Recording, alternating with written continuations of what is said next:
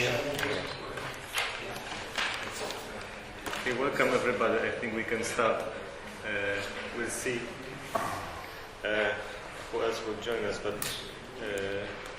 this is a very special moment to have an AICA event in Venice, and we're really happy that it happened. I'd like to thank my colleagues who accepted this invitation and also the partners who organized this event. We are recording the event, so it will be also archived.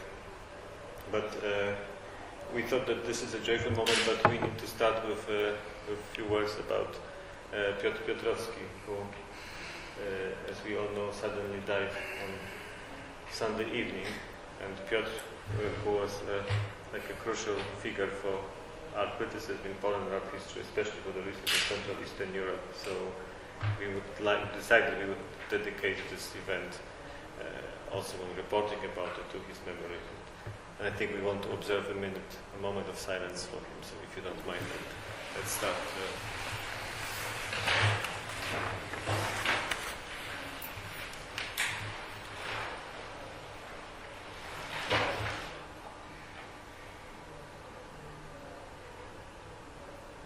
Thank you very much.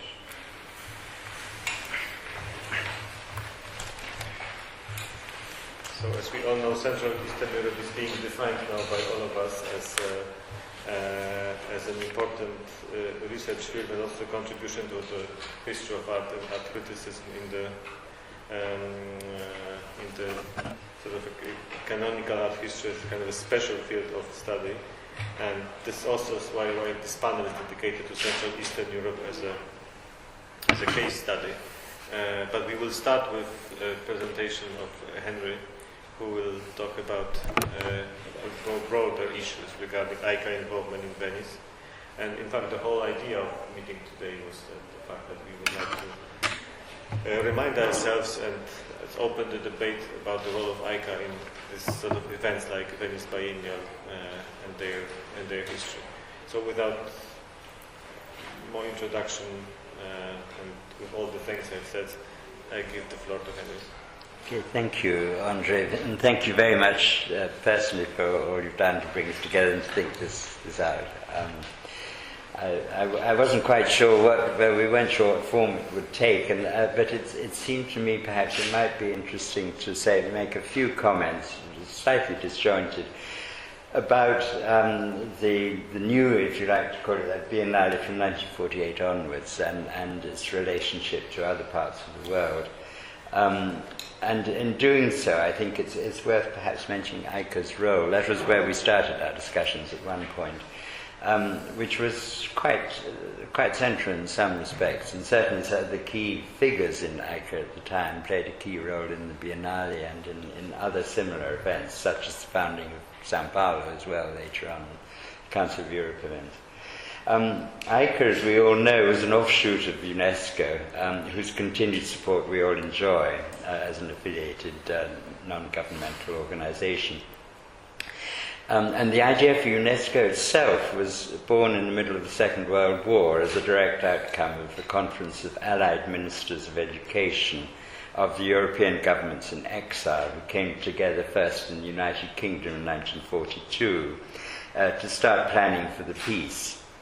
And this led in 1945 to setting up an educational conference which was convened in London in November 1945 with the representatives of 44 countries who decided to create an organization which was the heir to the old League of Nations International Committee on Intellectual Cooperation, whose ambition no less was to establish the intellectual and moral solidarity of mankind as a means of preventing yet another world war. So we see already that it was rooted very much in the kind of idea of moral regeneration, reconstruction, of course, going on in the cities and so on. And UNESCO came out of this. 37 countries signed UNESCO, including the Soviet Union. The first Director General of UNESCO was actually the celebrated British scientist Julian Huxley, and all the members of the International Executive Board acted in a personal capacity until November 1954, when it was decided they should represent the countries from which they came. And the head of the Fine Arts section of the Preparatory Commission for UNESCO was actually a Czechoslovakian, the art historian Mojmír Vanek. And I don't know if you know anything about Vanek, but anyway, he seems to have vanished from history, but he left behind, some valuable insights into the process leading up to the establishment of AICA, and this is where we get to AICA, as an offshoot of UNESCO, rather than as a fully fledged fine arts section of UNESCO for which the resources couldn't be found. Writing 2 years after the event, so writing in 1948, in the International Report of the Fine Arts, in the field of fine arts, that he delivered at AICA's first International Congress in Paris from the 21st to 26th of June 1948, Vanek described how he'd conceived the idea for the new association and gave some indication of the heightening of international tensions in the meantime, bearing in mind that one of the key events to precipitate the fall, as it were, of the Iron Curtain and the division between East and West had been the communist coup in Czechoslovakia barely 4 months earlier. I quote a sort of fairly lengthy passage from this report that he drew up. Scarcely have the international relations between artists and art critics been re-established after being broken off or severely restricted by the recent war, than they've begun to be reined in by new international political tensions. The world is moving towards a division into 2 blocks. Travel between one country to the next is sometimes becoming very difficult, if not impossible. Newspapers and periodicals are often not permitted to cross the frontiers. Books, sometimes for reasons other than financial, are not placed on sale in countries other than those in which they have been published. Exhibitions touring between countries often come up against insuperable obstacles. Yet all this is indispensable to artistic progress, not to mention the moral value of progressing, I can't read very well in this slide, international understanding between artists that this would foster, and that could offer a brilliant example to those who currently rule the world on the political level. This was writing in 1948 about the creation of AICA, the inception of AICA 2 years earlier. The first meeting of the new association met in 1948, and 2 whole days were taken up, of course, discussing how to organize themselves. And the theoretical debate covered a range of different issues posed by abstract and realist painting, basically, or rather the opposition between the two, each being perceived as representative of a different worldview, represented respectively by the international modernist language of abstraction, and on the other hand, the propagandist realism as it was perceived of the totalitarian regimes, first fascism, which had just been disposed of, then communism. And high on the agenda, understandably enough, was the defense of freedom of expression, itself the cornerstone of UNESCO at the time of its foundation. The Czech museum director Václav Nebeský was included on the preliminary list of museum directors, art historians, and art critics and artists to be contacted, and was indeed elected one of the first 5 presidents of the new association that was voted into existence under the presidency of the Belgian Paul Fierens, who was the chief curator of the Musée Wayot in Brussels. His 4 fellow vice presidents, incidentally, were James Johnson Sweeney, Leonello Venturi, Herbert Reed, and Jean Cassou. However, Vanek's name had vanished from the records only 1 year later, for reasons one can only surmise. Now, turning to the Venice Biennale, this too was launched, or rather relaunched, in the same year, 1948, at almost exactly the same time that AICA was created.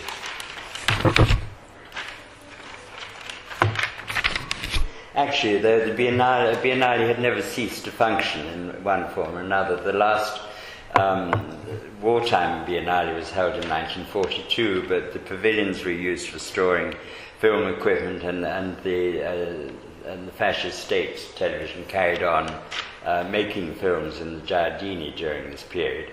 And the day after peace was declared, the plans began already to restart the Biennale, not forgetting, of course, that the Biennale had several sections, and the first one ready to get going again was film in 1946 and theatre, followed afterwards in 1948, of course, by the Visual Arts Biennale.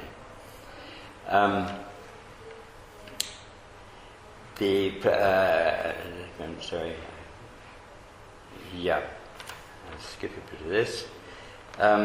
The eminent architect and outstanding member of the anti-fascist resistance, Gio Ponti, who had been imprisoned and tortured by the fascists and had been elected the first post-war mayor of Venice, was appointed to be the first post-war president of the Biennale. And he, in turn, appointed as the Secretary General, or Chief Executive, I suppose, or something, Rodolfo Parrucchini, who was one of the first members of AICA, as it happened as well, and who was very close to the Christian Democrats. And Parrucchini, that team remained in charge, or certainly Parrucchini did, to, I think, 1956.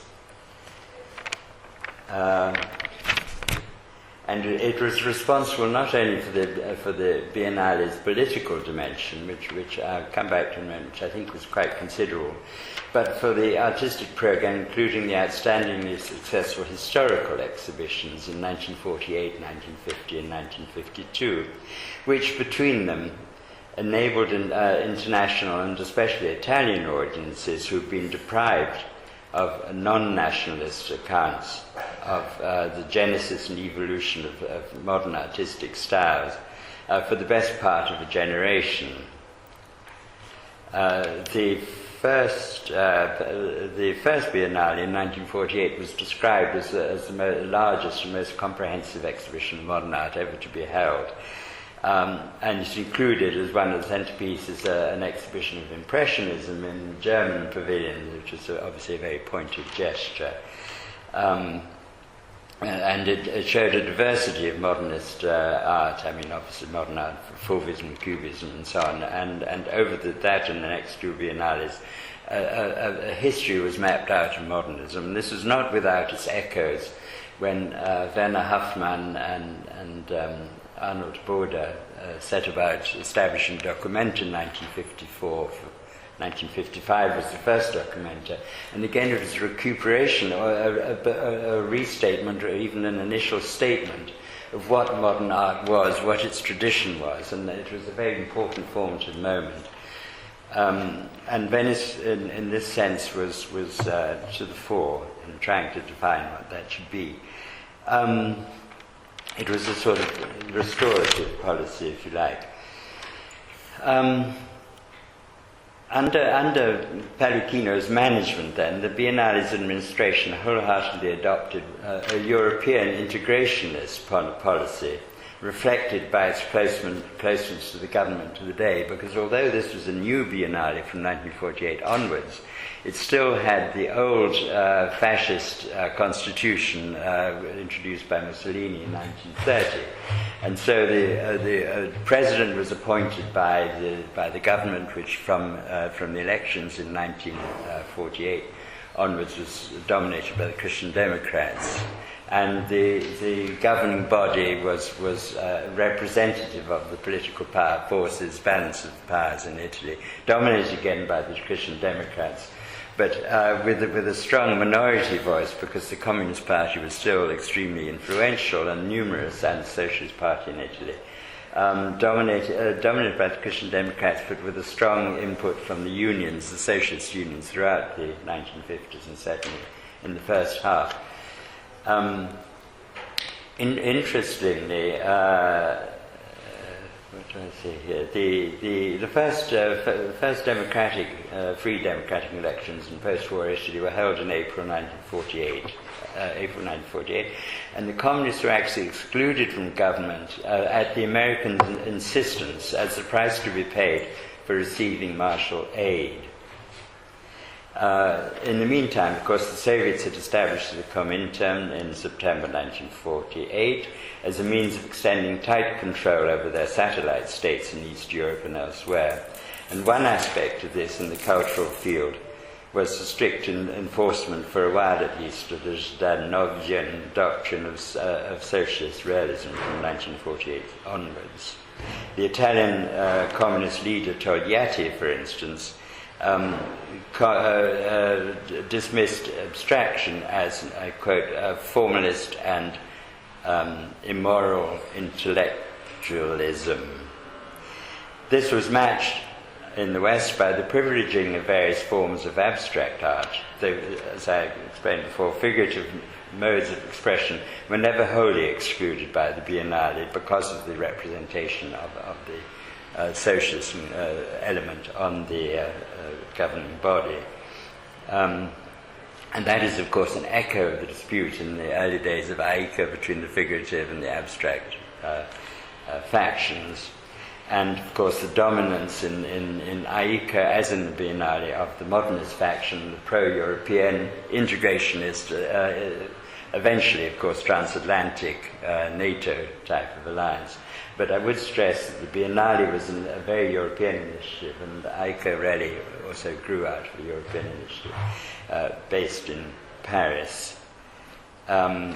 And this led to the kind of apotheosis of abstraction, and a certain kind of abstraction, lyrical abstraction, by the end of the 1950s, and what Werner Hoffmann, speaking for, of course, for documentary and documented too in 1959, described as the gesture of abstraction. This is the idea of freedom tout court, really, the world language of freedom, I think was the exact quotation.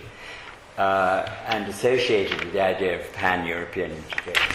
But when I say Europe, that was the Europe of, it was the West Europe, which covered an area not much larger than Charlemagne's empire of the 9th century, the European of the Europe of the 6th. How much have I got? About 5 minutes or something? Oh, yeah. Yeah, okay. Sorry. The first AICA Congress, as I mentioned, was held in, or perhaps didn't mention, was held in Paris in 1948. The second one was actually held in Venice in 1950, with the active support of the Biennale, where Paul Fiorenz, as the president, thanked Joe Ponte is the president of the Biennale, and Rodolfo Paluchino, his fellow AICA member, and the director of the Biennale, for bringing together art critics from, said, the old and new worlds. And I quote from Paul Fiorenz: "Venice is the place of confrontations and conjunctions and intellectual exchanges in which we can discern in outline that society of enlightened intellectuals, what you call the Société des Esprits, whose basis the critics are endeavoring to restore and consolidate out of deep respect for principles of creative freedom and critical freedom." And went on, this is Paul Fiorenz again, to speak of peacefully promoting the education of, again quotation, "a world in which moral constraints are abolished, restrictions eliminated, regulations and divisions are relaxed, and all individuals and all nations can breathe more easily and set their different forms of egotism to one side." The only East European country represented and with a formally established section was Czechoslovakia. But again, this was only a couple of months after the communist coup in Prague, and the Czechoslovak delegates must have regarded the future with considerable apprehension. As far as we can tell from the records, no matters of importance particularly relating to the Biennale were discussed. However, it's impossible to imagine that the leading figures present, from Ponti and Pellegrino to the members of AICA itself, didn't discuss the political situation and the political angling of the Biennale itself. The Italian Christian Democrats were very active in promoting what came to be called the idea of Europe. And Gennaro de Novelli, the Italian Minister of Education and Cultural Affairs, later on, had already been a member of the Council of Europe's Commission of Experts at the time of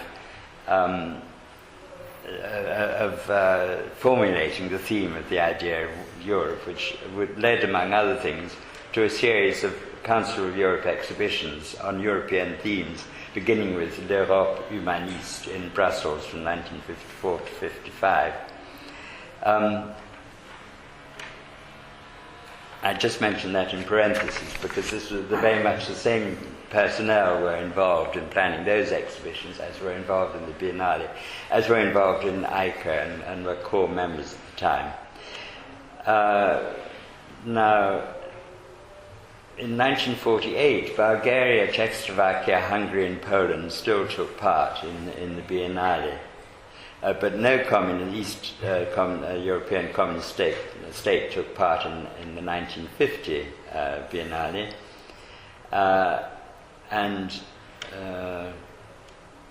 Communist Europe was more or less removed from the scene after that until roughly 1956, apart from Yugoslavia, which broke with Moscow in 1948, broke with Tito. And Poland came back very soon afterwards in 1956 with the commissioner was the president of AICA, Juraj Czarný, who already returned in 1956 with a sort of socialist realist type exhibition. But this was the beginning of the Khrushchev thaw and the sort of relaxation of the hard line on socialist realism and so on. The USSR itself returned in 1956 after 20 years of absence. But then, of course, there was Hungary, and so it was a kind of difficult moment for many party members. The Hungarians and the Romanians returned in 1958, and Poland showed, the Poles and Czechs when they came back showed a sort of pre-war almost, but post-impressionist colorism or something, which was about as much as they could dare to show, I understand, at the time.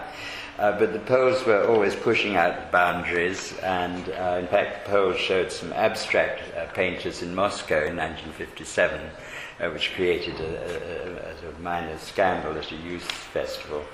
And in Venice, Anina Shapochnikov was shown, I gather, in 1962 as well. But one can't say, I haven't gone farther forward in that history, but after that there was a fairly frequent, regular representation of artists from East European countries, but they were usually what we would have called academic or official. I mean, they might not always have been particularly party line or didactic, but they would certainly have been represented the academy of a certain kind. And Venice was probably the only place where those countries showed regularly and gave continued importance throughout this period. But I hope now that perhaps colleagues will take over the narration from there. But that was a rather loose description, but some of the individual actors on this scene were very active with AICA, and they were very active with the many prizes and biennales across the world. At a time promoting an idea of peace, which was consonant with the West European idea of reconstruction, exporting themselves as far as Sao Paulo and elsewhere in those events. And it was a time, of course, of the McCarthyism in America. It was a time when Bert Brecht and the Berlin Ensemble were refused visas to come to Italy in 1950, which was quite interesting. It was a time when communism, shortly afterwards, was banned in West Germany, the Communist Party, and so on. And so what I'm trying to do is put a slightly political frame around this, and then we'll hear how your different countries kind of fed back. And I'll leave it there. Thank you very much. So I think it's really clear from the start that there's this tension between internationalist agenda of pan-Europeanism of Biennale and then this politics of defining Europe, which stands at the core. But you can also argue that once this division was overcome, or let's say Europe became united after 89, and suddenly Biennale also immediately turned into the global arena.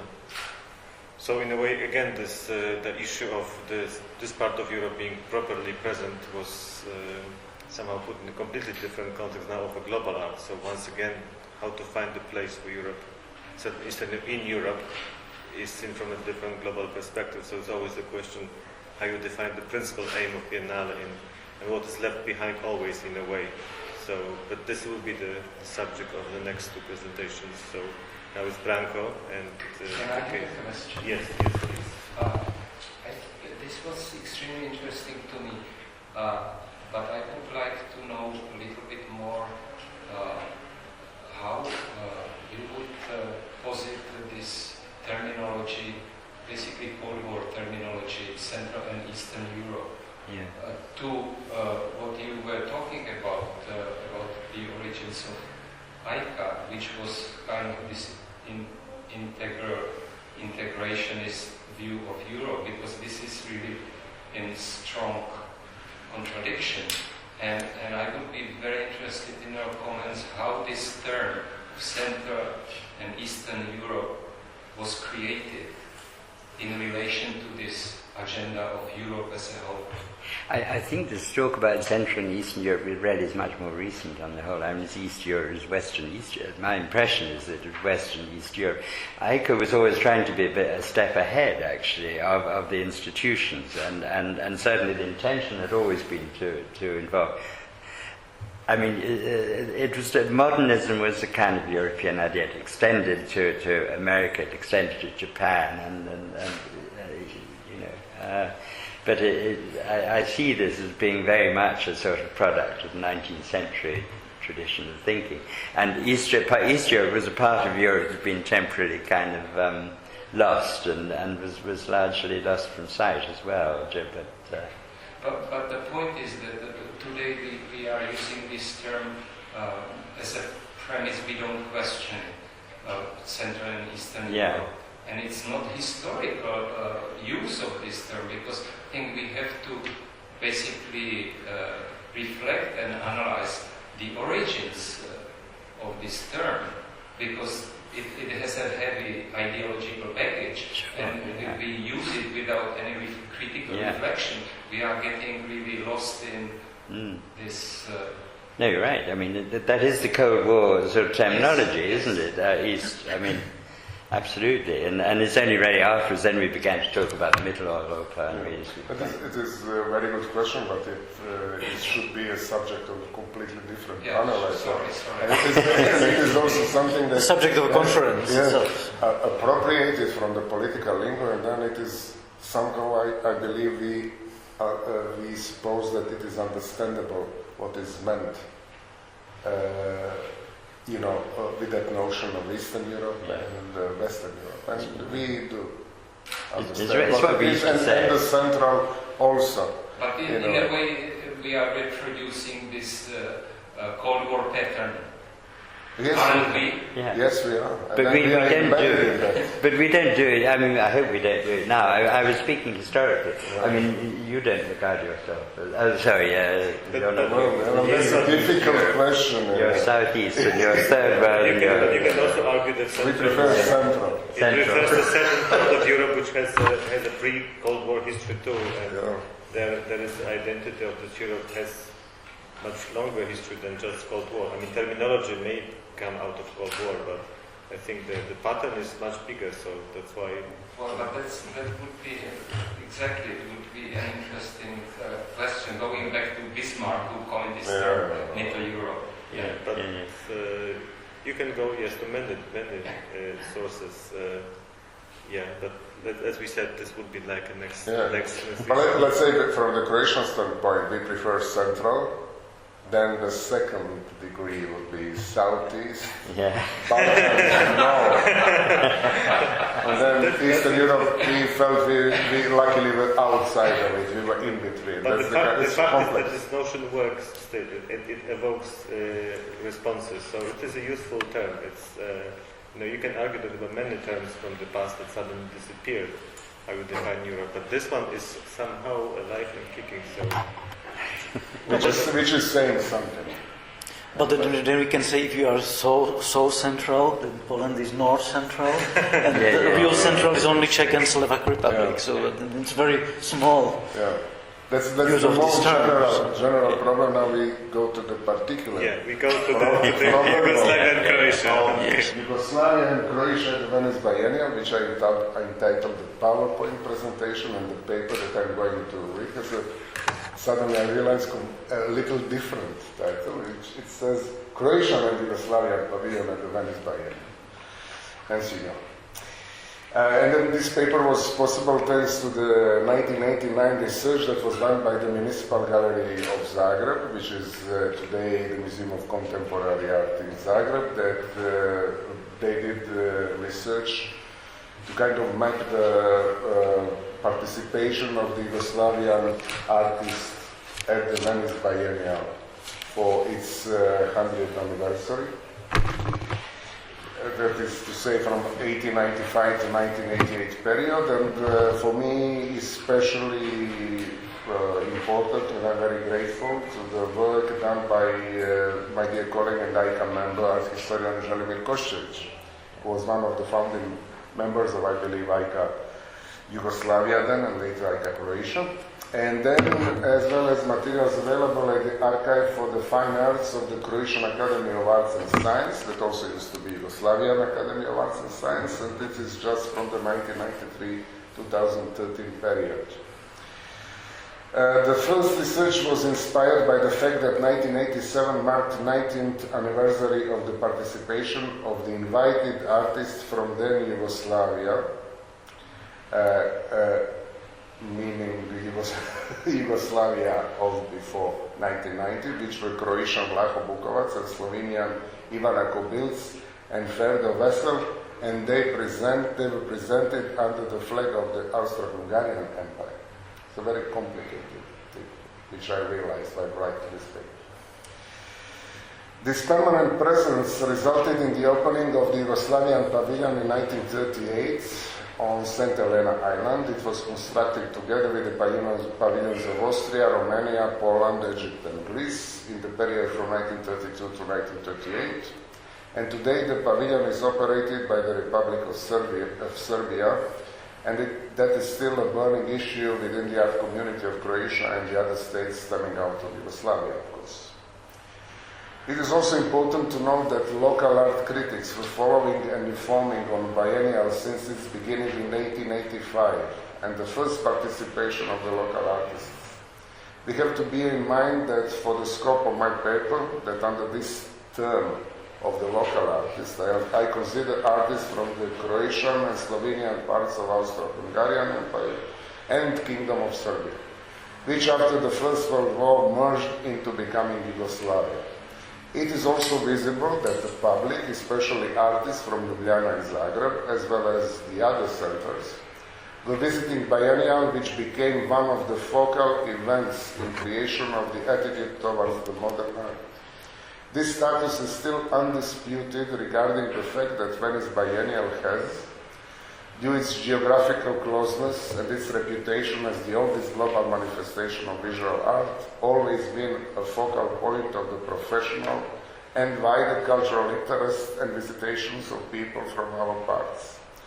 It was also an opportunity always to compare local achievements within the international context.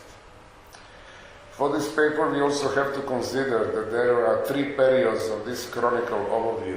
The first period is from 1887 till 1938, when the artists from the region exhibit as selected or invited individuals. The second period is from 1938 to 1989, when the artists exhibit in the Yugoslavian Pavilion with exempt of 1942.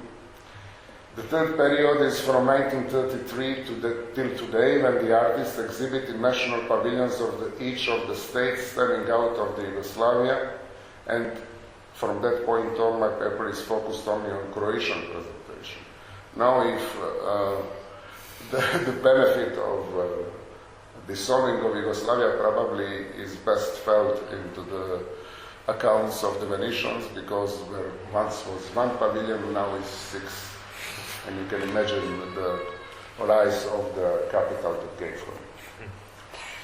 Juraj Čarný, in his 1988 introduction to the catalogue on Yugoslavian art and Venice Biennale, stated that during the 1887 and 1914 period, all 8 artists from the region that exhibited at the Biennale, thanks to the selection and invitation of the Biennial General Secretary, had already been present within the salon circles of the major European centers of the time, like Munich, Vienna, Paris, London, Budapest, Rome, and Petrograd.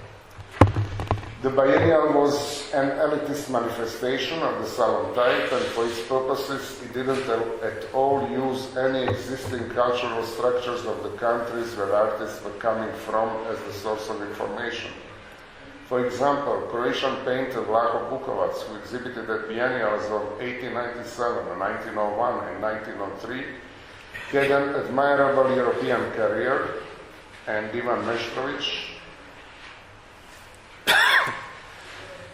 whose works were exhibited in 1907 and 1914, lived in Vienna and Rome.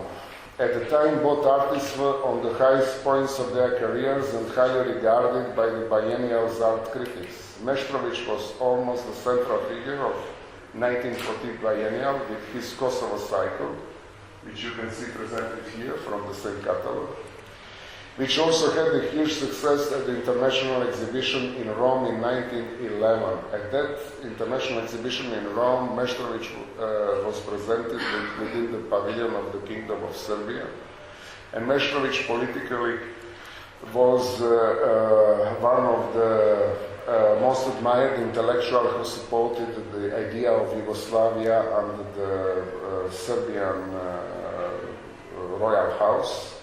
And basically the entire concept of Yugoslavia was coming out of it's basically Croatian concept from the age of Romanticism, but it was just a small part of it. The entire idea was to unite all the Slavic population from Baltic to the Black Sea in one state, and from now a certain point we can imagine how big war that would be to end this state. After the First World War, it was noted by local critics that the artists from Yugoslavia are left to their own initiative, and that there was no defined cultural policy on the state level that would promote them on such a highly profiled international manifestation despite their obvious artistic quality. Hence, the pressure by the art community towards state to resolve the crucial question of making the pavilion was constantly rising, and in the case of Croatia, it still is. So we are perpetually dealing with the same issues and problems. From 1918 probably till the 1938, when the pavilion was built, no artist, or very few, what I could conclude for that article was not presented once they become the oldest countries together in Yugoslavia. The initiative to build the national pavilion in 1935 became a matter of correspondence between diplomatic circles in Belgrade and Biennial. In 1937, a promemoria was sent by Biennial General Secretary Antonio Mariani on the cultural importance of Biennial, together with the estimate on the cost of Yugoslavian pavilion's construction. On the Yugoslavian side, Milan Kašanin, director of the Museum of Prince Pavle in Belgrade, was appointed as a commissioner, so it means that the matter was decided on the highest level. In 1938, pavilion was built, and there was the first exhibition at the National Pavilion of Yugoslavia, among other 18 national participation. Kašanin's selection of one sculptor and 5 painters, Matija Jama, Vladimir Pecic, Ljubo Babić, Pero Dobrović, Milo Milulović, and Toma Rosandić, became actually model for all the future selections. The commissioner would always be chosen among the directors of representative museum institution, and predominantly his concept would be to present artists that were considered the best in the country, and through their works also continuity and development of the local art scene within the wider cultural and historical context.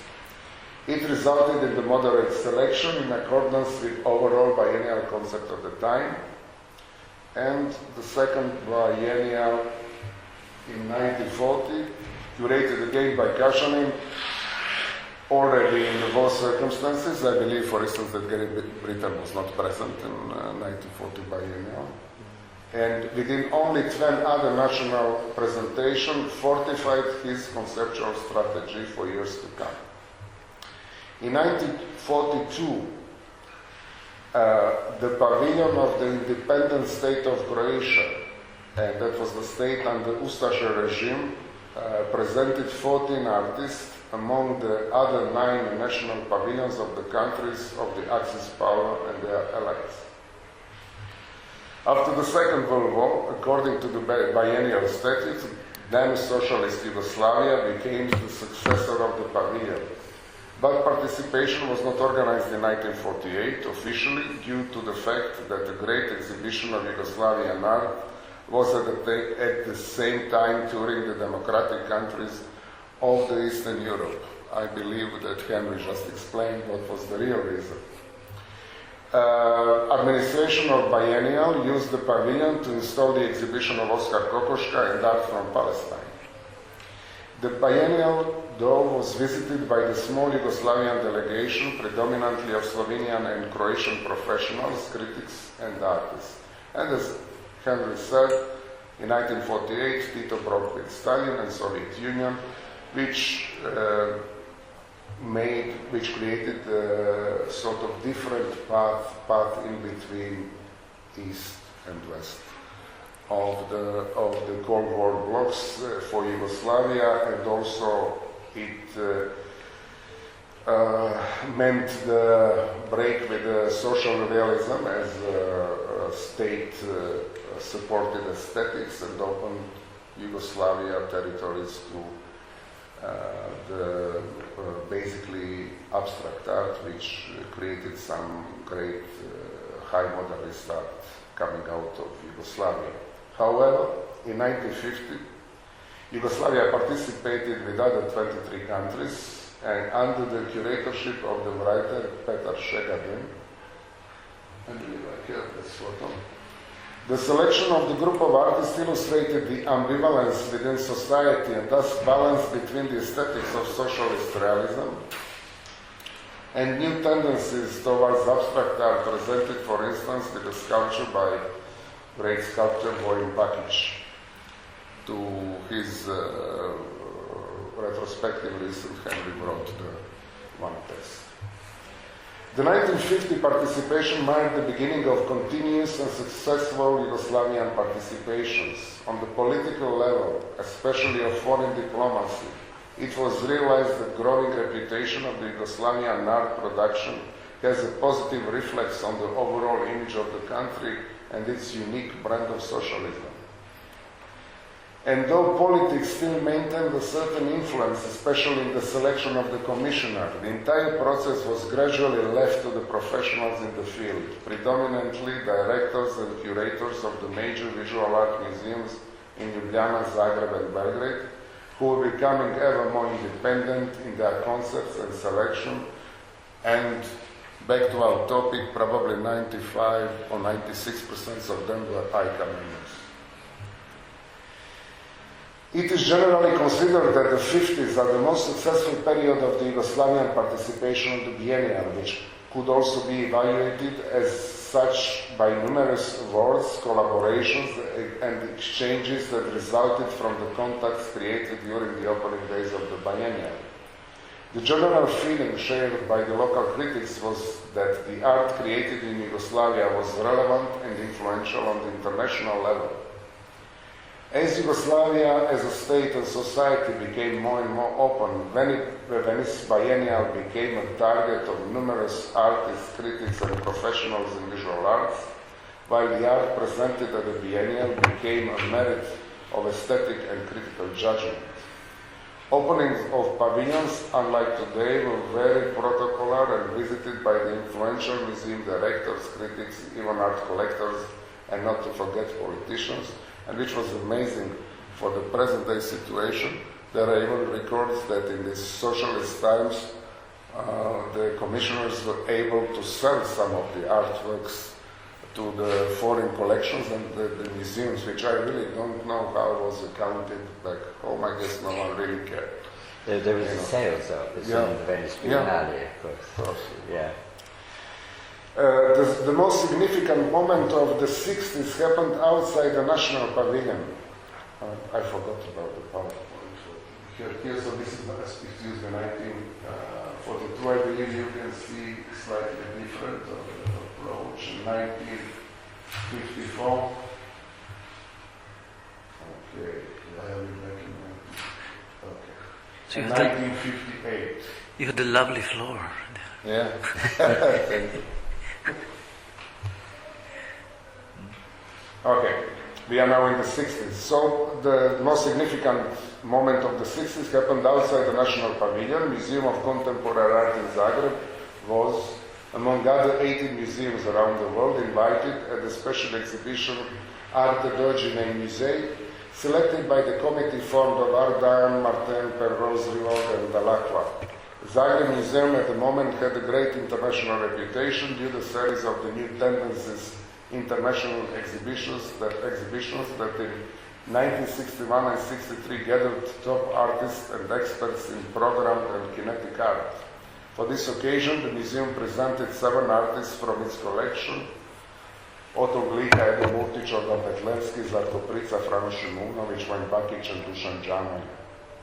During the 1968 problems of Biennial, Yugoslavian participants kept an official distance but held no common ground and reacted each according to their personal consciousness. Commissioner Štefka Cibelj held the official opening of the pavilion, which was criticized. Artist Miroslav Šutej closed his part at the pavilion, and some prominent art critics actively participated at the happening in Giardini and St. Mark's Square that I believe demanded the thorough change of the biennial statute, if not the change of the entire society at the time. Okay. In then disrupted rhythm of the biennial, Yugoslavian artists alongside solid presentation in the National Pavilion were also presented at the 1969 exhibition Manifesto d'Arte. There were Arsovsky, Kristel and Picel. In 1970, Zoran Tržišnik, director of the Graphic Biennial in Ljubljana, besides curating the National Pavilion, also selected a group of artists for the exhibition Aspetti della Grafica Europea. In 1974, Yugoslavia didn't exhibit at the Biennial, which I really couldn't find a reason why it didn't, but came back strongly in the successful attempt to reflect the new spirit of Biennial and present courageous and innovative art practice. Among 3 proposed concepts, Commissioner Radoslav Putar, then director of the Museum of Contemporary Art in Zagreb, settled for the combination of 3 artists: Brazo Dimitrijević, Julije Knifer, and Ivan Kožarić, that is the exhibition. Plus, Brazo Dimitrijević, monumental photography of the accidental passerby was removed from the facade of Palazzo at Canal Grande after only 3 days. That was one of the most radical pavilions of the era. Pavilions that followed, this is the other angle of the pavilion, were more mainstream oriented. During the 80s, this is the 1978 pavilion.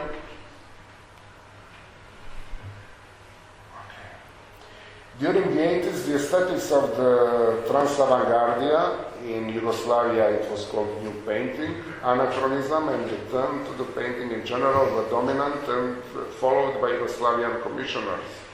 In 1984, Davor Matičević, curator from the Museum of Contemporary Art in Zagreb, broke the tradition of the group presentation and selected only one artist, Boris Buchan, and his famous series of theater posters that was currently exhibited at MoMA, and Buchan will participate in the Pop Goes Global exhibition at the Tate Modern to come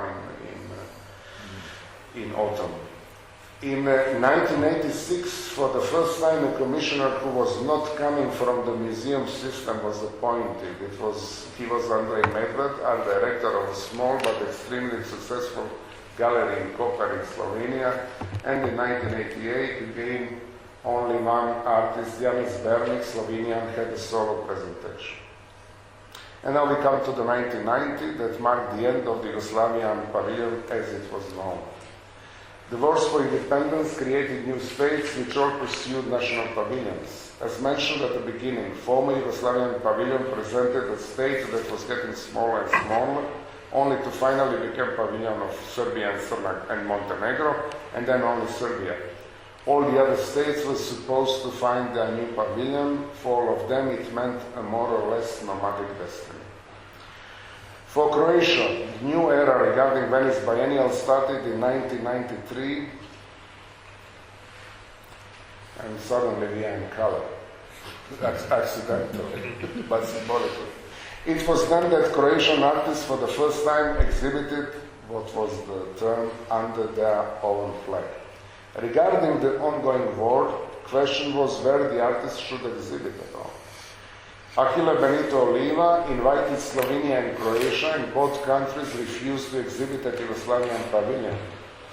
Bosnia and Herzegovina was not invited. It was the time of the most bitter war in Bosnia and Herzegovina, and that was criticized, that Bosnia and Herzegovina was not invited. It was within our community, there was the opinion that it would give this kind of like moral support to that struggle. Serbia was not invited. Later, Oliva organized an exhibition at the Yugoslav Pavilion entitled Peace, presenting artists from the countries that participated in the Battle of Monte Cassino in the World War II. Kind of a choice. The commissioner of 1993, Igor Zidic, who was then director of the Museum of Modern Art in Zagreb, chose Milivoj Bijelić, Ivo Deković, and Željko Kipke to exhibit at the temporary pavilion in Museu Vidi. And the pavilion was organized by his institution, Museum of Modern Art in Zagreb.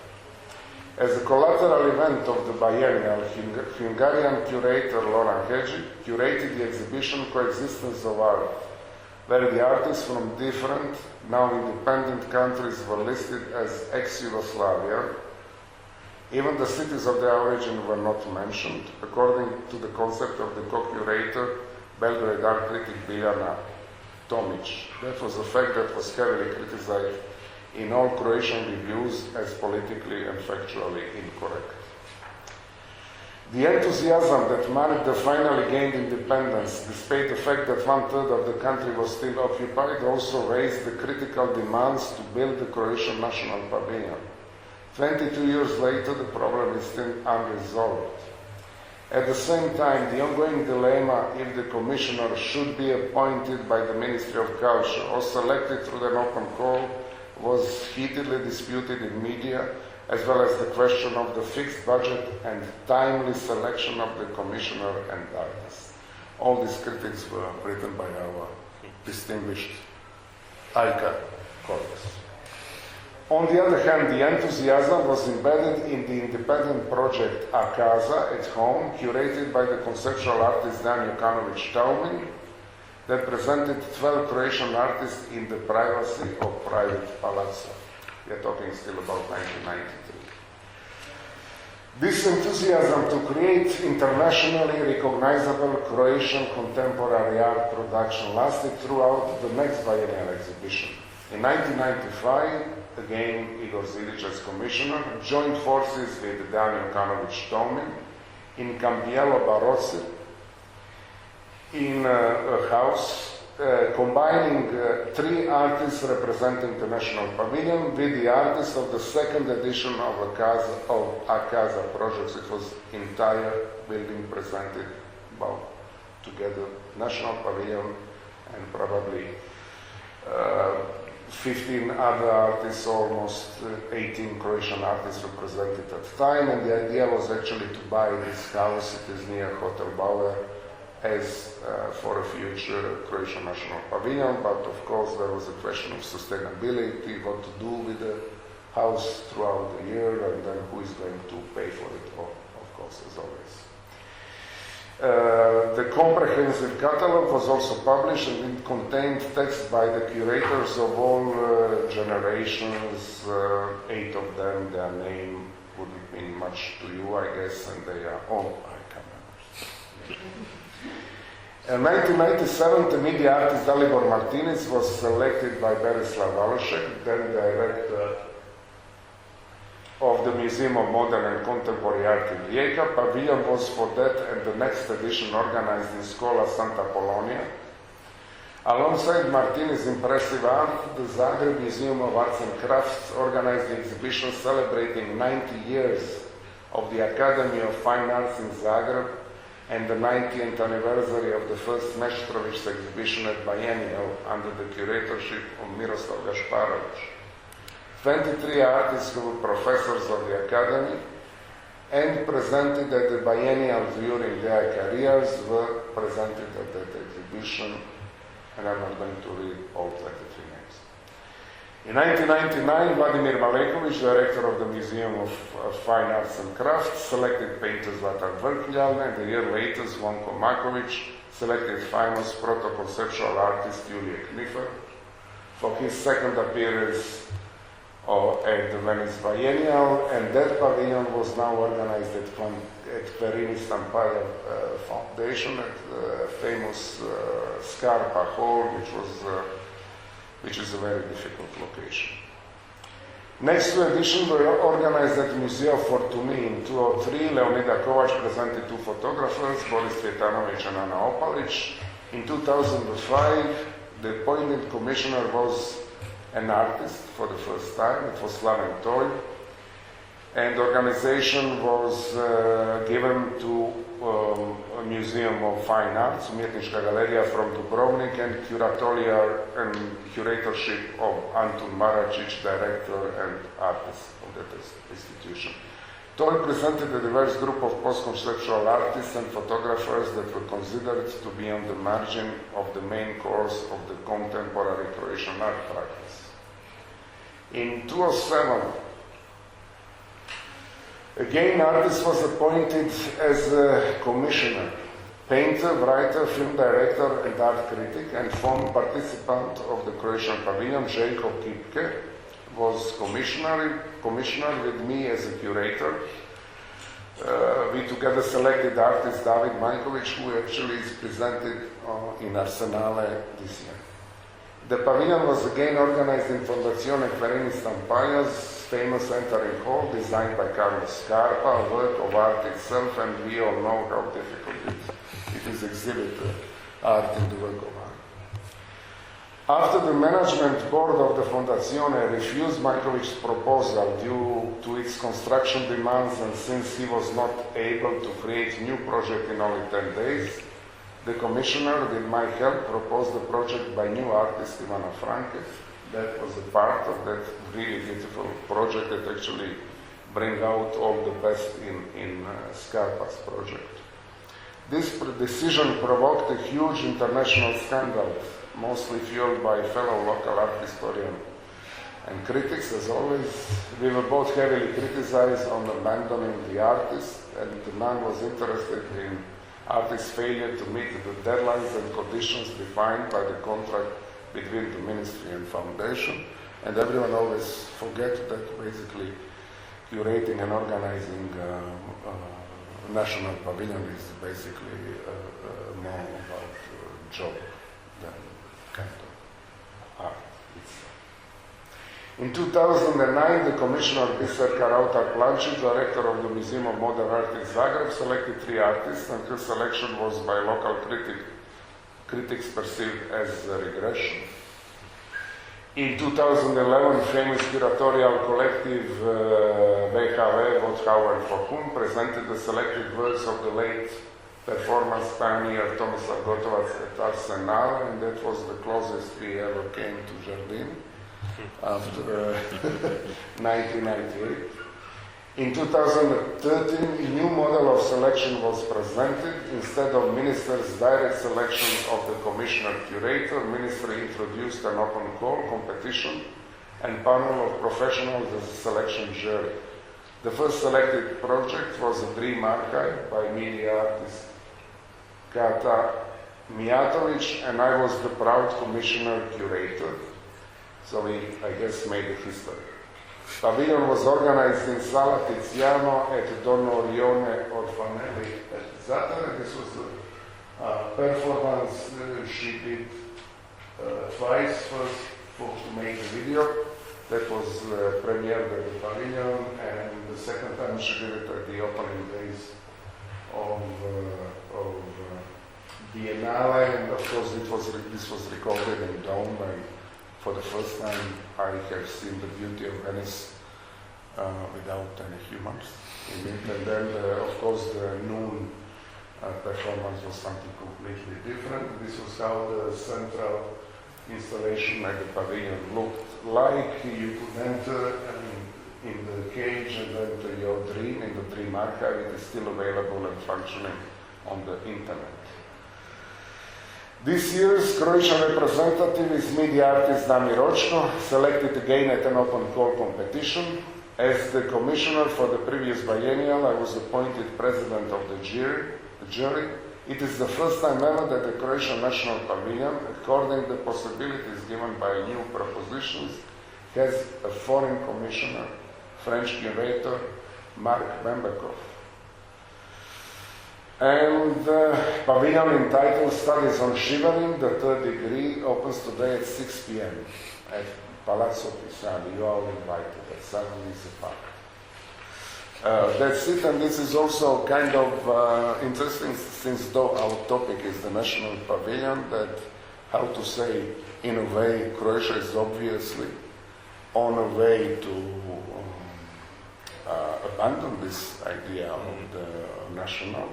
We will see how much it will take. Of course, immediately when it was allowed to have the national commissioner,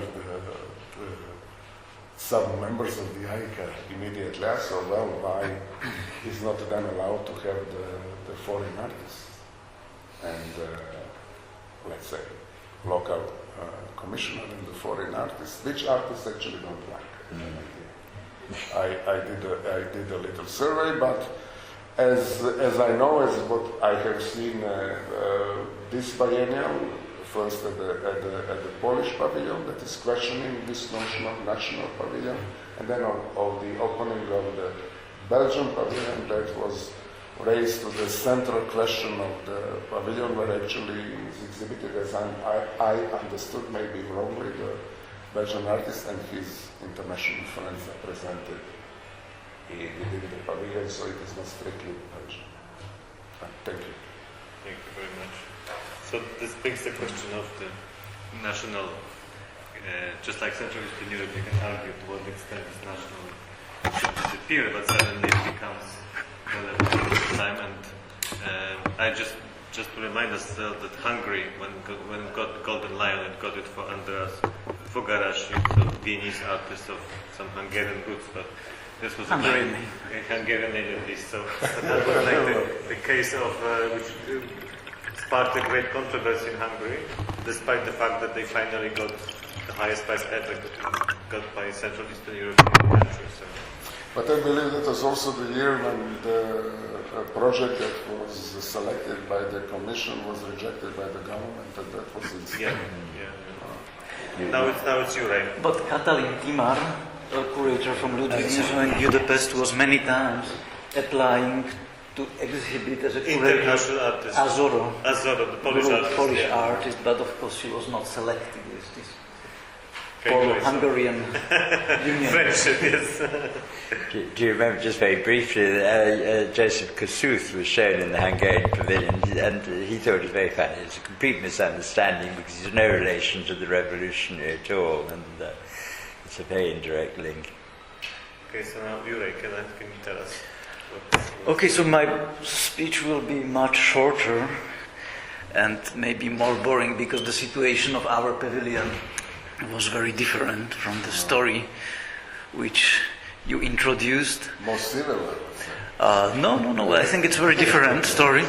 Our pavilion was built by architect Otakar Novotny in 30s, and we are very well situated just between French, British, German, opposite Japanese pavilion.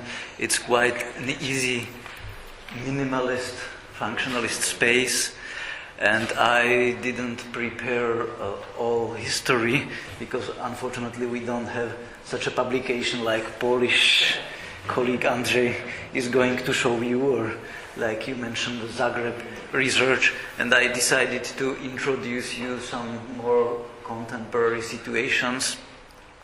The majority of population of Czechoslovakia was against separation. So if there will be a referendum in '92, then we will be still one country of Czechoslovakia. So it was more political decisions of maybe power game between political parties that they decided to separate Czechoslovakia. On a cultural field, we were trying to confirm that still the communication on the cultural level between Czechs and Slovak is positive. So there was from the beginning a lot of projects which were trying to cut the pavilion to the half to present one Slovak and one Czech artist, and soon it entered to collaborations of Czech and Slovak artists because the pavilion is not so big and the architecture doesn't allow really to separate Slovak and Czech part. This was a project of Slovak artist Tomáš Jadon, who made this piece for architectural biennale, unfortunately not for our biennale, and he exchanged the name which originally and nowadays look like this, the pavilion Czechoslovakia, he changed to Slovakia, Czechia. And this is our letters which he later removed to the exhibition space. Many of artists which started to cooperate on a common project came from curatorial discussions of curators. We have a jury. Owner of the pavilion is Czech Ministry and Slovak Ministry. So on the Czech side, Czech National Gallery in Prague is responsible for the selection process. On the Slovak side, it is Slovak National Gallery. So every second time the jury is in Bratislava, every second time in Prague. And sometimes ideas came from curators where they were trying to connect existing artists in Czech and Slovak Republic, and many of these projects were really pushing artists to cooperation, which was not positive at all. This was a project of Camera Skóra with Kunsthalle. Kunsthalle is more or less Erik Binder, Slovak artist. Kunsthalle is a group in Czech Republic. And for example, in this piece, you really hardly can recognize which of this group was more influential to the project, which was called Jesus Christ Superstart. This was probably the most difficult cooperation between artist Ilona Nemet and Jiří Surůvka, and this is the example of few projects where artists are not speaking together anymore after they made a cooperation, because usually artists, when they won the competition, they really wanted to prove that they are the best artists, and they wanted to use all pavilion for their own presentation. So there, at the end, there was no chance to really interact to each other. The project was called Invitation for a Visit. Another Slovak artist, Juraj Čarný, disagreed to leave the pavilion when the opening hours finished, because he showed the invitation that I was invited to visit Ilona Nemet and I want to stay here overnight. And Jiří Surůvka exhibited the paintings, which were not very interacting with this piece of Ilona Nemet. 3 times there was no jury selecting the artworks for Czechoslovak Pavilion. This was a project. This happened first time in the 90s, when non-democratic government of Vladimír Mečiar decided that they will give a Slovak part of the pavilion to family of Rudavsky.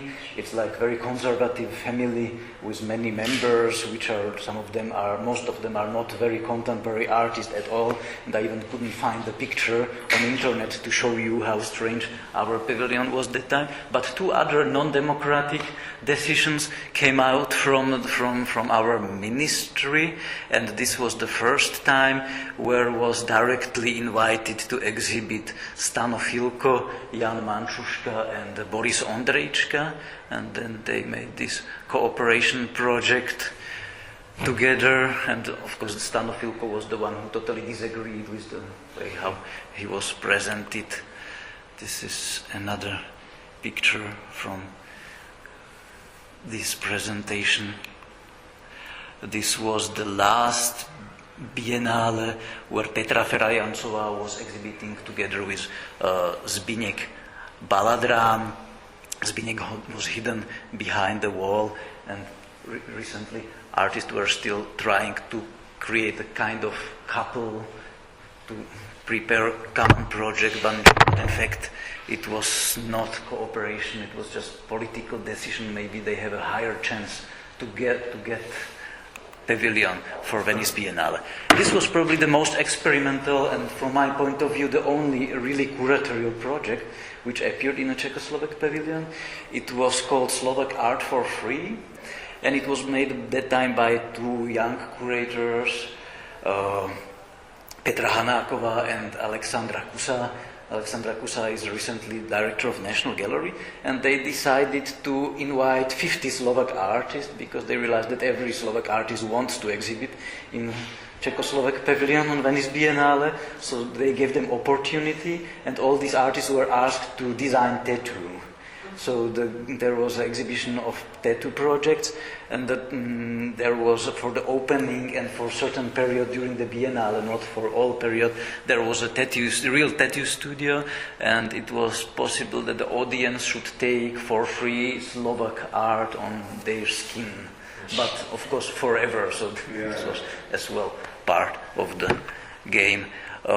When we opened Kunsthalle in September last year in Bratislava, we made an exhibition called Paradox 90s, and we are quoting the most important exhibitions from 90s.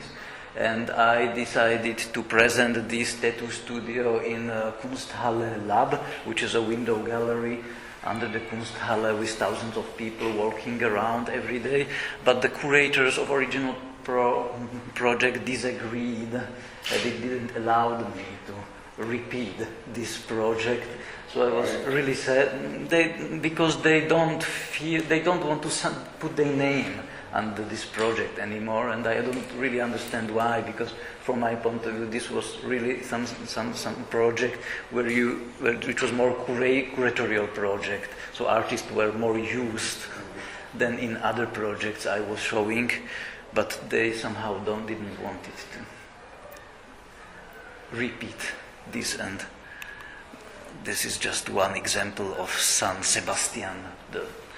It comes from a painter, Dorota Sadowska was as well one. So most of the projects were really conceptual, and it didn't look like tattoo, classical tattoo, but it was really moving discussion about contemporary art. This is a project which is recently exhibited at the pavilion. There's a Slovak curator, Slovak curator Katarína Rusnáková and Slovak Czech artist Jiří David. This artwork was censored by commissioner Adam Budák because of some direct sexuality which was on the painting, which was in fact the quotation of Mucha painting. So this was a big surprise that something like this happened. This is the third and the last example of not democratic selection, where the selection jury in Bratislava decided to not select any of the 20 or 25 projects which were nominated for Venice Biennale, but they decided during the jury meeting to call Roman Ondák if he don't want to take a pavilion. Roman Ondák answered that he needed 2 weeks to think, and after 2 weeks he confirmed that he will make a pavilion. And this is of course taking us to the question of democratic rules, because of course this was one of the best installations which we had in Czechoslovak pavilion. So sometimes democracy really is not the best way how to select the artist. So this is taking us to the question, what is the future of the national pavilions, and what should be the best way to select the artists, if really the jury and curatorial nominations, like in Slovakia there must be curator who is nominating artist or the project behind, and this time jury members decided just to give opportunity to Roman Ondák. I was criticizing a Soros Center, which in 90s in Slovakia operated not as an open society, as a Soros Open Society Foundation, which was supporting art scene at all, but they were more representing artists. They were acting as a commercial gallery, and I was criticizing Soros Center for this.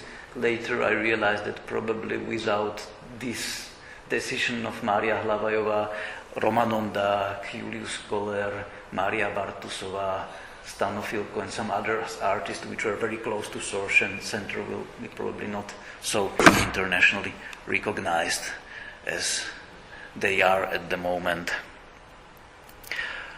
In this case, Roman Ondák invited a curator, Katrin Romberg, to cooperate with him on the project.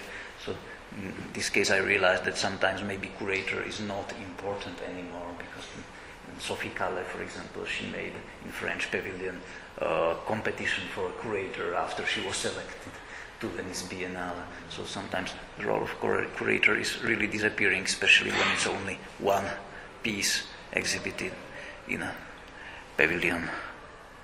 This is actually the case now that you have to call in Croatia. Artist applies. Directly. Yeah, artist applies with the kind of with the curator, but not that the curator proposes the project. And then many artists told me that they have a difficult time finding the curator. So basically, curators. So this just to conclude, this was like once I got a phone call for one museum director in Poland, and she was asking me for the email address and telephone number of our, she said, national hero Roman Ondák, and I realized that every country probably have a lot of national heroes that are supposed to exhibit in national pavilions at Venice Biennale. And of course, there's a big fight between this political representation and the national heroes, which should probably all once exhibit in the national pavilions. Or if we are really going to speak about future and focus maybe on artists which are not so recognized, maybe they don't need to confirm their fame through being exhibited in the national pavilion, but maybe to show some artworks which can really change the future of Venice Biennale. Thank you very much. Thank you. So this is a question of transnational, or some return to the issue you raised. I wanted to show a few images for Polish history, but really focusing on the 1990s and the recent years, because I think one of those questions that are also raised now is what to do in the future and how this competition, the selection process was to look like and how it influences the exhibitions in the pavilions. I mean, in contrast to Croatia, Poland has a pavilion, fixed pavilion. This pretty big one from 1932. It's actually probably one of the biggest exhibition halls that Polish artists actually have, because there was recently this argument that a lot of Polish artists can't cope with this size of space because until very recently we didn't have a proper space to exhibit contemporary art. So there was always a kind of a challenge. Especially it was originally built in 1932, as I said, for group exhibitions. One also has to remember that also in your presentation was clear that originally the exhibitions were group shows. It's only recently that these are one-man shows. But interestingly enough, Poland was present Polish artists were present in the Biennale since the very beginning, also as a part of, for instance, Austro-Hungarian Empire exhibitions.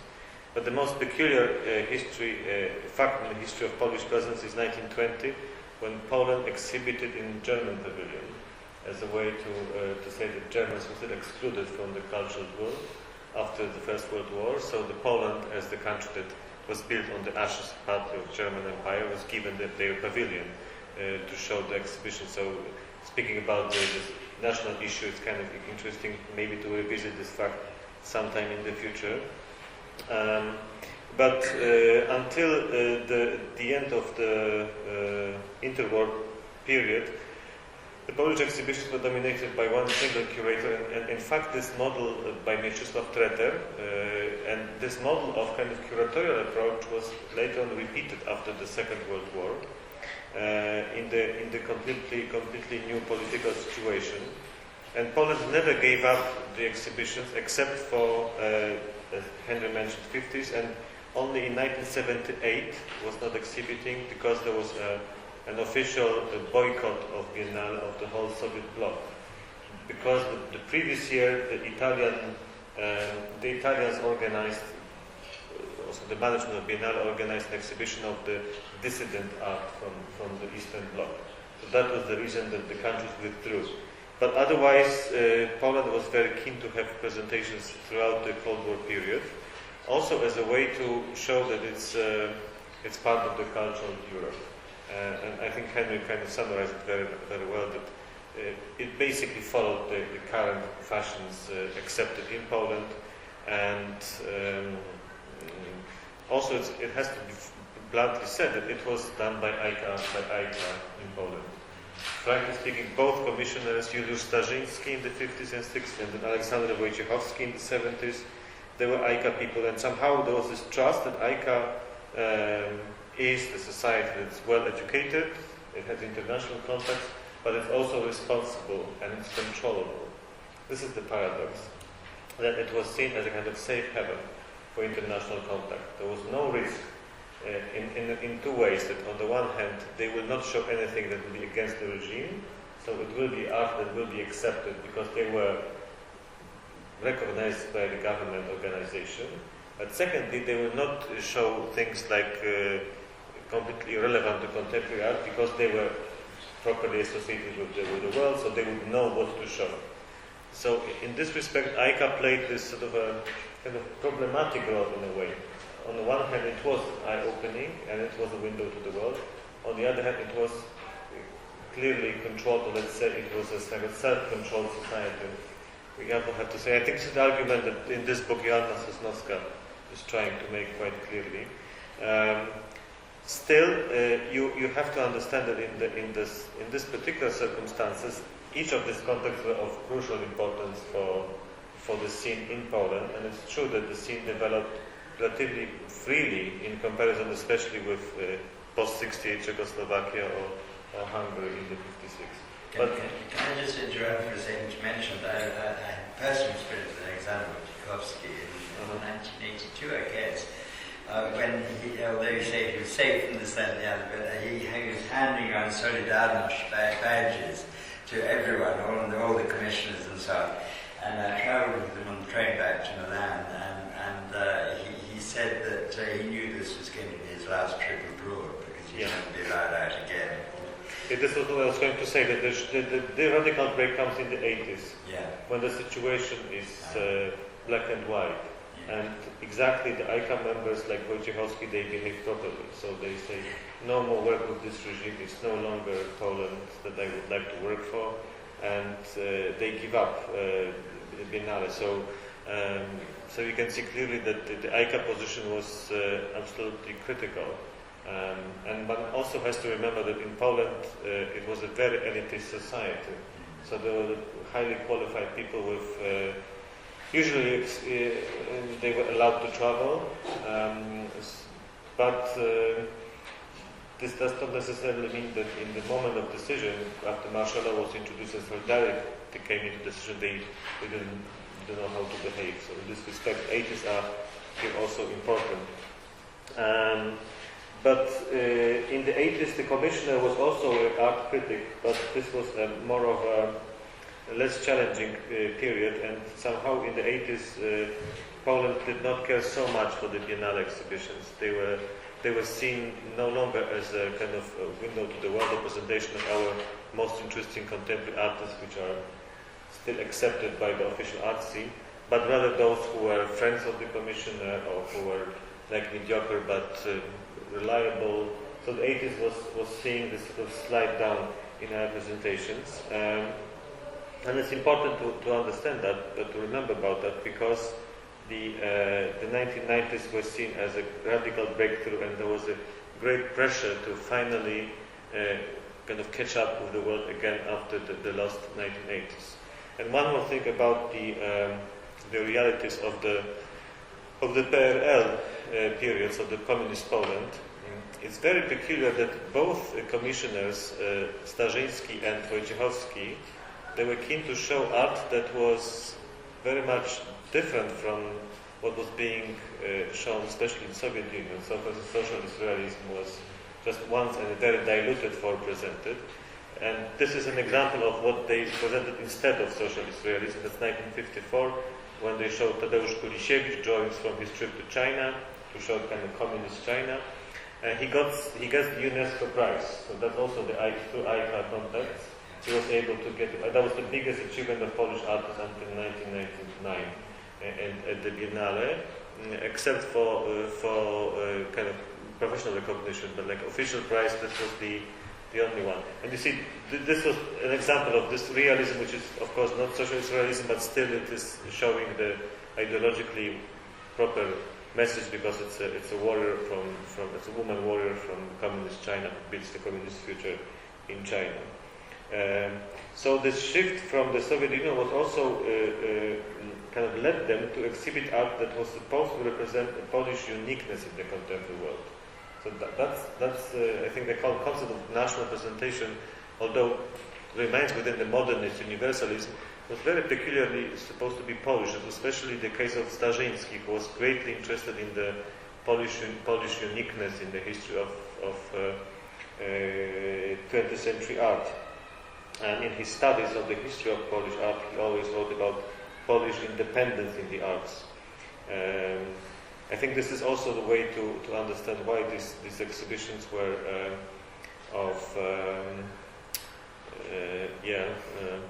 different statues than the art, for instance, shown from the United States or other countries that dominated the Biennale, especially the 60s and 70s. Still, the vast array of the work shown was, as I said, this accepted neo-avant-garde tendencies, kind of similar to what you showed from the especially in Yugoslavia. So, but going to the 90s quickly, this is the moment when Anna Rothenberg finally, after being a commissioner in the early 90s, she decided to push for the open call and the competition for the Biennale. And the first competition was won by Hanka Wróblewska, so the director of Zacheta, and she exhibited Katarzyna Kozyra work, which came as a surprise to many. It was a quite quickly proposed project, and she got this, she didn't get the Golden Lion, but she got the prize recognition, and precisely because it was I think un-Polish, so to say. She went in the completely kind of universalist language, and she took the issue of body, and this work suddenly took Venice. and showed this shift also in many ways in Polish presentations. First of all, there were from now on only one man or one woman shows in the pavilion. Secondly, they were supposed to be the cutting-edge modern artists or contemporary artists. There was no return to the historic exhibitions. There was just once the return to the kind of established figure of the new avant-garde, such as Druszcz or Wodiczka, but they also showed their new work. Otherwise, it was always supposed to be a young, promising artist, and it was seen by the jury as a way to promote also new figures on Polish art scene. It's very important to understand that 1989 brings, like in Polish culture, this is like a point zero for many things. So also with a new artist that was supposed to show like the new future of the country. So this tension to present now was very much supported also by AICA members, who became part of the jury, and AICA has a guaranteed seat in the jury for the Venice Biennale selection. So we are always there present. So this year it was me. Last 2 years there were professors of art history. We don't pick the curators. We try to bring academics or critics only. So to give this balance of power and influence. But if we look at some other important exhibitions, Venice Biennale contributed to the development of curatorial discourse in Poland greatly. I think this is the biggest achievement of this competition, that suddenly the whole issue of curators proposing exhibitions aroused a lot of interest and discussion in curatorial practice. And this is an example of this work. So Monika Sosnowska and Sebastian Cichocki, who worked together on this project, on this conceptual framework, her interest in communist architecture and his idea of memory and remembrance in this case probably brought the best result ever in Polish pavilion. So this is another important thing. So suddenly all those questions of nationalities, kind of lifetime achievement, or stars to be presented in Polish pavilion disappeared. It was more of a question of curatorial experiments. And the other experiment also by Sebastian was, and again he won the competition, was to invite the Israeli artists to represent Poland. So once again questioning the discussion that this has to be always a Polish artist. In fact, it's not written in the competition rules that it has to be Polish artist, and it's not that it has to be Polish curator. So in fact, by law, it's possible. It's just the case is the fact that the Poles apply with Polish artists. But here, Gil Bartana did this series of films about return of Jews to Poland and building this Judeo-Polonia once again as in the imagined past. It was a series of films quite strong with a reference to 1950s aesthetics, and there was surprisingly little argument about it. There was one debate in our AICA session once: should there be an international presentation for Poland? But it was really mediocre and not very important on the national scene. So it was kind of swallowed very well and accepted. And the last Biennale was this. The sound artist, probably Konrad Smoleński, probably the most kind of astute Polish pavilion ever. I'm showing it to you because just to remind us that Poland, for the last years, is also showing the Architectural Biennale, and it's also a curated pavilion. And this Poland is much more successful in the Architectural Biennale. We got 2 prizes already, and the Golden Lion for the pavilion. In 2007, I think, or 8, and precisely this sort of installations are shown in the architectural context, and they are much more successful because they're very different from the rest of pavilions. These are still within the frame of the contemporary world, but somehow they to me, they broke this unfortunate border of being still dominated by the idea that it has to be like a Polish way to modernity. They became constantly more international. I mean, this year is probably the most national pavilion, but still, as you said, it kind of questions the fact how to define national identity. So, in other words, I want to say that AICA is responsible for the last 50 years of Polish pavilion, and somehow I think the legacy of it is the fact that it is every competition is a field for debate in Polish press, and widely discussed, widely disseminated, and there's always a question within the at least professional circles, what is the logic of the exhibition on the curatorial basis. So in this respect, you can say that Polish contemporary art is structured also around these competitions.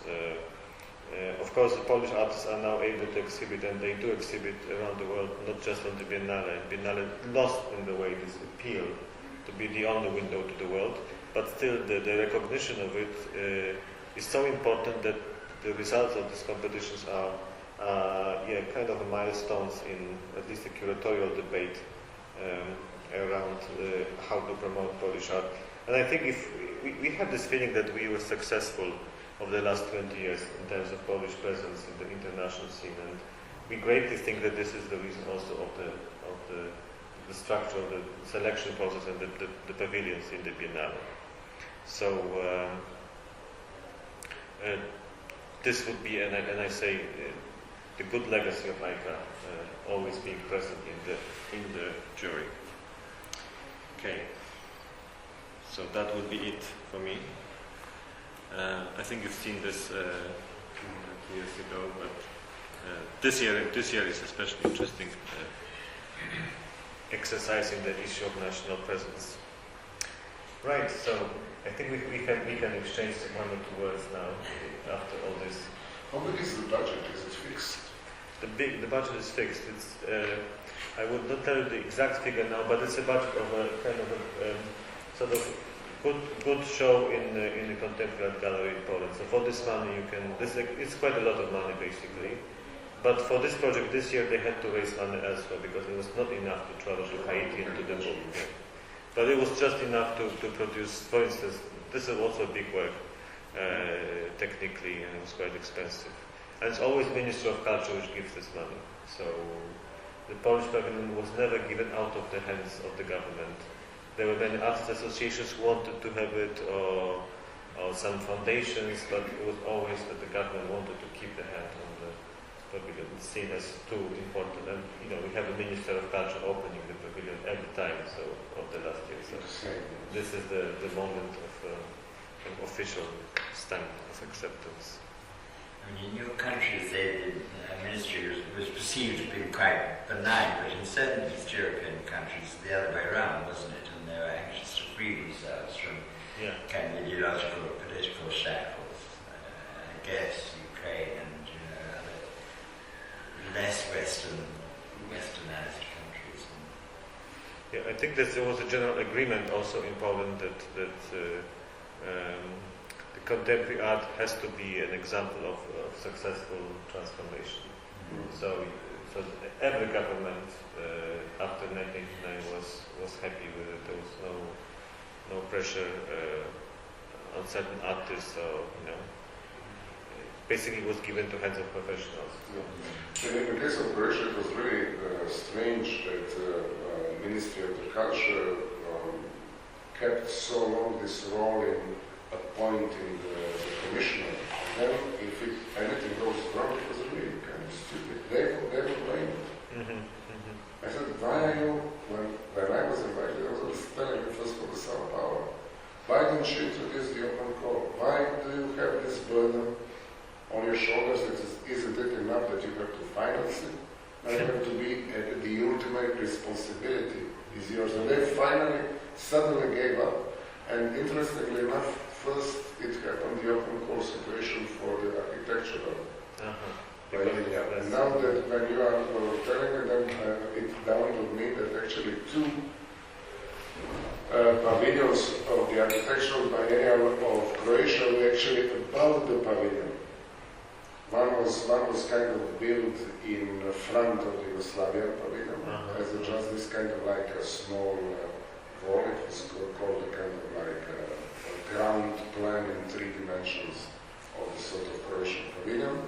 And the second one was this, how to say, huge flop, almost literally. They built this very beautiful, airy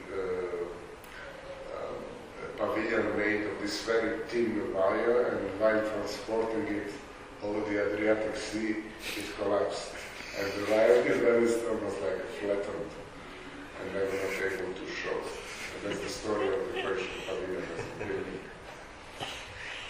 But it's also interesting to say that there's such a pressure to be in Venice in Polish art scene that, for instance, I mean, this foundation where we are is operating this building for years, is exhibiting exhibitions. Now, the European Capital of Culture, Wroclaw, has also decided to be present here. I think it's a very brave idea, and it's a good thing to promote this capital through exhibitions. So it's like Venice has become a mirror of a lot more things going on in Poland. Pavilion is not enough anymore. Maybe someone from the audience. Yes, would like to anything comment. to add? Or ask. What's the Hungarian experience? Do we have knowledge of? You mean recently? Or? Yes, because it's so difficult there now. Yes, I do. I haven't been to the Hungarian. Yeah, I haven't been here. I mean, it's kind of like no contact with the current situation of Hungary. It's very kind of constructivist type of installation, ball traveling to this vacuum, transparent thing of the pavilion. From my point of view, the trouble of Hungarian situation becomes with the architecture of a pavilion, Yes. which little bit is saying how they were appearing on international scene. At the moment, I visited last week Budapest, where is a new Biennale, where all people which are against political representation, because many friends of mine from institutions in Budapest, they emigrated, many people left the institution, and now they really decided to work together on a common project with no state support, and they created Biennale in almost 100 locations. So I think it's really interesting time to see how all these people are trying to show, and it's not like open studios or gallery night, but you can really feel extremely strong power coming from the people which are totally against political situation, but they can't do anything against. They can only prove that they want to do something together, and maybe they can wait if they don't want to emigrate. So the political situation in Hungary is, from my point of view, extremely difficult. And of course, when the pavilion is under the patronage of the state, then of course the artists are not selecting by democratic process of selection. So at least I have not been in a pavilion, but I went around, and there was nobody important from art scene I know standing at the opening outside. And this is what you just said, is nothing that you can see at the pavilion, quite the opposite. It's completely blank, almost artistic in a way, especially to the contemporary Hungarian situation, which everyone knows it's a sort of difficult, especially in culture. Yeah, but in principle, I think the idea of open competitions is winning. I mean, ultimately, I mean, this year for the first time in Poland, there's a rule that every entry can be reviewed by anyone. You have to go to Warsaw. There's an archive, and you can see all the applications. It was kept secret until last year, so those who applied were all applications were not revealed to the public. So there was one journalist who even did a private search, like investigation, about what was, like 3 years ago, who applied and what was the project, why they were rejected. So there was like a feeling that something is going on behind the scenes. So this year, I think AICA, I myself was for the openness of this competition. So there's even more degree of transparency of how the selection process is done. And we also, of course, discuss whether it's good or not, because some people may not want to be, scrutinized in this way by general public. But in fact, with all those costs, I think it's okay, because it gives you an insight into those other rejected projects, and you see why those win and things like that. So there's a great pressure to even more make it even more transparent. open to everyone but more transparent. I think it's also a positive development because of the prestige of the exhibition. It seems very healthy. Where governments are still giving sizable amounts of money, though, I also see a slight tendency to ask for something concrete in return. If you look at the Italian pavilion, for example, I think there's a slight tendency that sort of culture and tourism become investments in the and so the Biennale moves. Certain pavilions move closer to the expo situation, and I could see that as being a problem in future, when there's much more need for private finance, and when governments give a bit, they want more in exchange. If you see what I mean. And in any of your countries, is there private sponsorship for pavilions or not? Well, I guess, first of all, this is the only serious budget in Croatia is for the Venice Biennale, and the second one that is less serious is for the Sao Paulo Biennale, but that one is getting less and less important because of the distance, because Venice Biennale is very present, so it is the ministry is focused on it. But the problem is that actually they always wait until the central theme of the biennial is announced, and then it is the end of the October, and then when you finish the entire process, they, as fast as it can be done, it's around the Christmas that they come with the announcement, and then no one can fundraise for nothing in this 3 months that you are left for the production and stuff, so everyone has to deal with the budget that is given, and it is also a smaller, let's say, each year. So it is, this year was about 100,000 euros without the rent of the pavilion. Mm-hmm. Oh yes. And that is it. And then now also the situation is slightly shifting out of this obsession about having the pavilion. Because of course, when you have the pavilion, you are caught up with that architecture, and then with this situation, when you don't have the pavilion, is you can choose the pavilion that is appropriate for the project. Anyway, the big problem is that you are, of course, outside of the focal point of Arsenale and Jardin, and that really shows up in numbers. The incredible stupidity of renting Querini Stampaglia Foundation, which was probably, in terms of transferring the money and paying the rent, easier for the Ministry of Culture, but then they're charging the tickets. Yes. It's incredible, and keeping the income.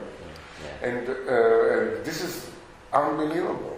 And then, of course, I was told by many people that came to see the Croatian pavilion, but then they were asked to pay the entrance fee, like €6, and I said no. I did Cyprus after you. Okay. Yes, we need to finish, I think. Let me just thank our guests, our hosts, Warsaw Chapter of Culture 2016. Thank you so much for coming and the great papers, and of course you're always welcome to the opening at 7 p.m, so it would be lovely to see you soon. Sorry to finish so abruptly, but we really just around up. Yeah, sure. Thank you very much. Okay, thank you for coming. See you very soon. Okay, thanks. Thank you. So we have half of the budget. Half of the budget. But we need the sponsors. 50,000 plus 20%. We have just under 100,000. Just under. It's not enough.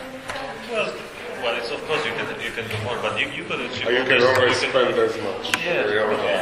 If you have a German pavilion. But the truth is that some of these things are need fundraising, so.